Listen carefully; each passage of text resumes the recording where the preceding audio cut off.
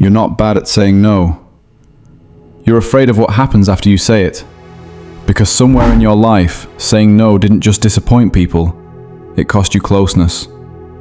And your body remembers that, even when your mind doesn't. There was a time when refusing meant tension, distance, silence, maybe anger, maybe withdrawal. So you adapted. You learned to read rooms before words were spoken. You learned to anticipate needs before they were asked. You learned that being agreeable kept the peace, and that peace felt like survival. Now, when someone asks for something, your body reacts before your mind does. Your chest tightens, your thoughts rush. Guilt appears instantly, even when the request costs you more than you can give.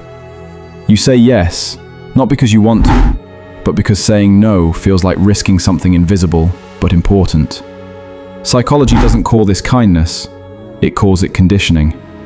You were trained, slowly, subtly, to associate love with usefulness, approval with availability, belonging with sacrifice.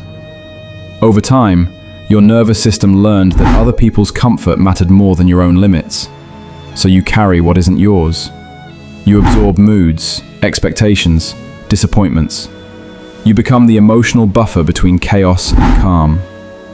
And the darkest part is this: the more reliable you become, the less anyone notices the cost. You say yes when you're exhausted.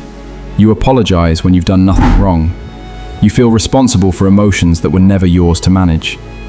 Resentment builds quietly because you were never taught how to express it safely.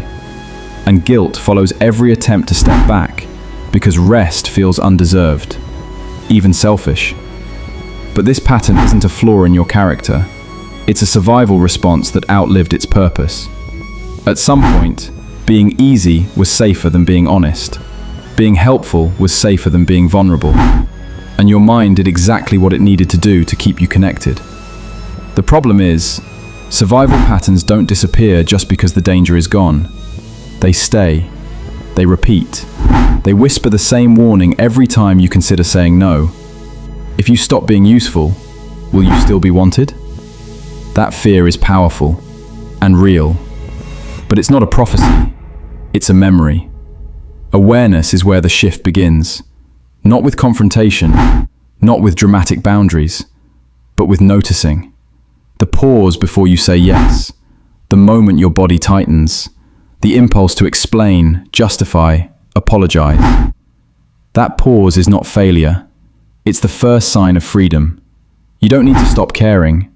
You don't need to become cold. You only need to learn that your worth does not come from how much you give, how much you carry, or how easy you are to keep. Some people may be uncomfortable when you change. That doesn't mean you're wrong. It means the old mechanism is losing control. And slowly, very slowly, you learn this truth. Saying no doesn't make you unsafe. It makes you real. And that's where your life begins again.